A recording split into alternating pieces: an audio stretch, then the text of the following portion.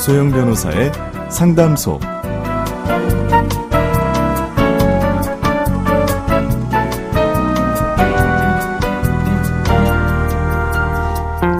양소영 변호사의 상담소 양담소를 찾아주신 여러분 환영합니다. 양소영입니다.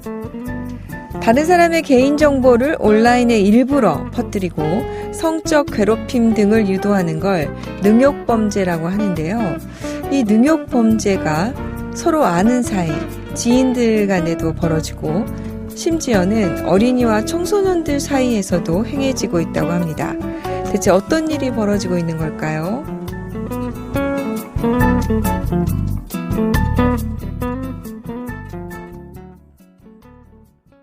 법무법인 승인 양소영 변호사입니다. 초등학교 6학년인 A양은요, 석 달 전에 모르는 남성들로부터 메시지 톡이 날아들기 시작했습니다. 온라인 앱에서 봤다며 개인정보를 훤히 꿰고 있었고 성적으로 모욕하는 내용이 담겨 있었습니다. 남대없는 괴롭힘에 충격을 받은 A양은 병원 치료를 받으며 개명까지 준비하고 있었다는데요. 개인정보를 퍼뜨린 건 다름 아닌 같은 학교 친구였습니다. 10대가 자주 쓰는 익명 앱에 사진과 이름, 전화번호까지 올렸고요. 노골적인 능욕을 유도했습니다.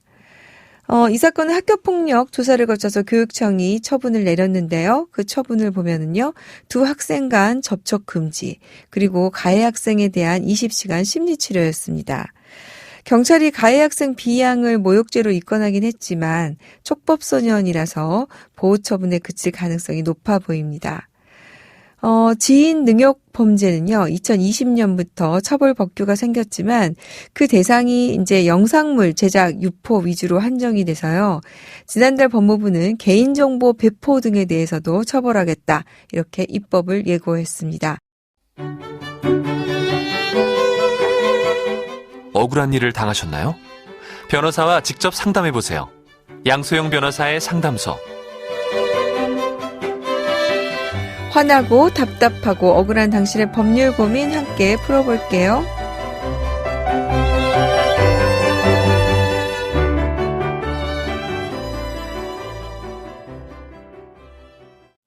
오늘은 강효은 변호사님 함께합니다. 안녕하세요. 안녕하세요.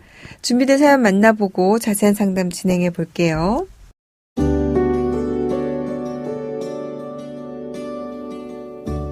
20대에 독립한 아들이 5년 만에 결혼을 하겠다며 여자친구를 데려왔습니다. 당시 여자친구는 임신을 한 상태였습니다. 둘 다 형편이 되지 않아 혼인신고를 하고 집에 들어와 살기로 했습니다. 그런데 태어난 아기가 선천적으로 뇌병변, 청각장애를 가진 채로 태어났습니다. 아들은 며느리와 1년 전에 교제했다가 헤어진 상태였다는데요. 3개월 전 며느리가 자신을 찾아와 자신의 아이를 임신했다고 해서 결혼을 했다고 합니다. 임신 기간 대부분을 아들과 며느리가 헤어져 있었기 때문에 며느리가 산부인과에서 검사를 받았는지 몰랐고 며느리는 임신 초기 때 한 번, 출산할 때 한 번, 총 2번 병원에 갔다고 합니다. 심지어 며느리는 임신한 몸으로 술, 담배를 하며 안 좋은 생활을 계속했다고 합니다. 출산한 지 100일도 안 됐을 무렵 며느리가 잠깐 마트에 다녀오겠다고 했는데 그 길로 집에 돌아오지 않았습니다. 경찰에 실종 신고를 해서 약속한 장소에서 만나기로 했지만 며느리는 나타나지 않았습니다. 아들과 손주 사이에 친자 검사를 해보니 친자 관계는 확인이 되는데요. 매달 100만 원씩 병원비가 너무나 벅찹니다. 아들은 자괴감에 방 밖으로 나오지도 않더니 편지 한 장 남기고 집을 나갔고 저희 부부가 장애가 있는 손주를 돌보고 있습니다. 손주를 돌본 지 5년째인데요. 아이 엄마와는 여전히 연락이 닿지 않습니다. 이럴 거면 며느리에 대해서 친권 상실을 청구하고 양육비도 받아내고 싶은데요. 어떤 법적 절차를 거쳐야 될까요?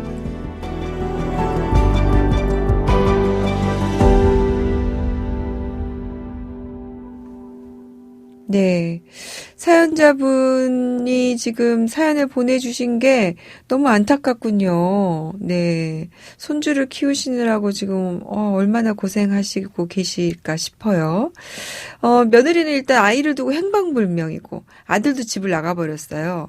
그러다 보니 아픈 아이를 키우는 지금 조부모님 입장에서 뭔가 마음이 힘든 것도 힘든 거지만, 경제적인 부분도 상당히 지금 부담이 클 것 같다고 생각이 드는데, 강현 변호사님, 지금 친권 상실을 하고 싶다. 이렇게 얘기를 해주신 부분이 있는데, 우선 이게 어떤 건지 좀 설명을 해주시겠어요? 예, 우리 민법에서는요, 부 또는 모가 친권을 남용하여 자녀의 복리를 현저히 해치거나 해칠 우려가 있는 경우에 친권 상실을 선고할 수 있도록 규정하고 있습니다.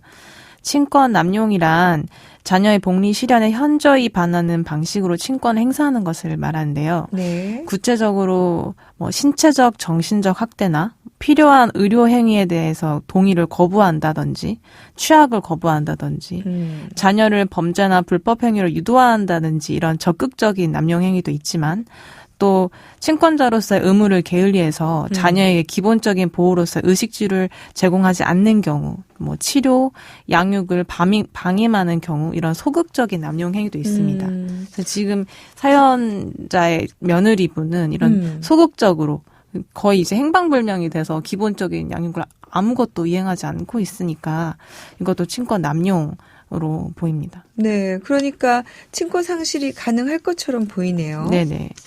친권 상실은 제가 봤을 때는 가능할 것 같습니다. 사연 자체가 좀 너무 안타까운데 며느리가 임신을 하고서도 임신 중에 건강관리도 제대로 하지 않아서 태아 건강에 치명적인 영향을 주었습니다. 그리고 출산을 하고서 이제 도망을 가셨고 연락 두절이 된 지 이제 5, 6년 정도 되어 가 보이십니다. 그래서 자녀가 이제 평생 장애를 가지고 살아야 되기 때문에 친권자로서 의료행위나 치료, 교육기관 이런 거 알아볼 때 친권자의 동의나 이런 역할이 굉장히 필요한데요. 사실상 이제 잠적한 것은 친권을 포기한 것이 아닌가 이렇게 보입니다. 그래서 지금 친권 상실을 시키시고 싶어 하시는데 네. 아마 소송을 하시더라도 송달 자체도 안 될 가능성이 높아 보입니다. 그래서 그럴게요. 송달이 안 되더라도 공시송달로 간주하고 거의 사실상 친권을 포기했다고 보고 친권 상실 선고를 받게 되실 것 같습니다.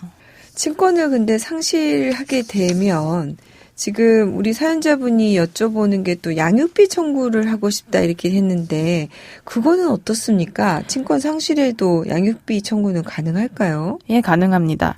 친모가 이제 자녀에 대한 친권을 상실해도 자녀에 대한 친생 모인 것은 맞습니다. 그래서 자녀가 생존해 있는 이상 당연히 친생 모로서 양육비를 지급할 의무가 있습니다. 근데 이제 우리가 양육비를 청구를 한다고 했을 때 보통은 이제 양육자가 하잖아요. 근데 지금 그 아들까지 집을 나가버렸어요.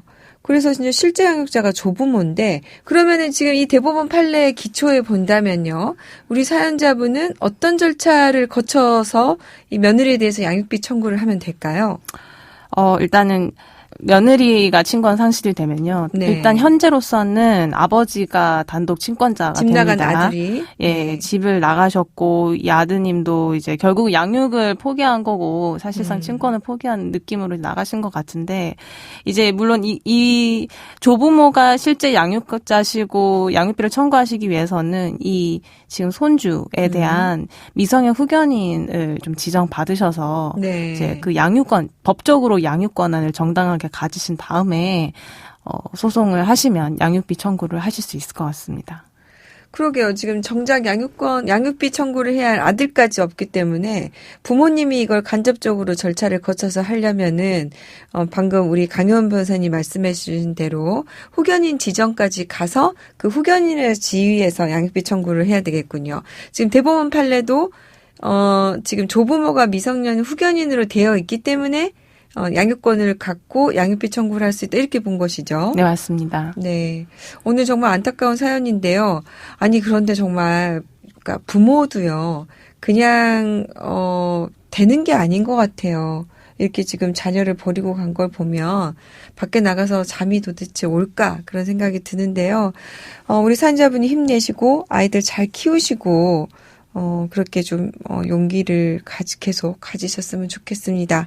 오늘 정말 안타까운 사연이었는데요. 강현 변호사님 도움 말씀 감사하고요. 우리 사연자분에게도 힘이 됐으면 좋겠습니다. 양소영 변호사의 상담소 양담소는 내일 또 문을 엽니다. 끝곡입니다. 조용필 그대 발길 머무는 곳에 들려드릴게요. 양소영이었습니다.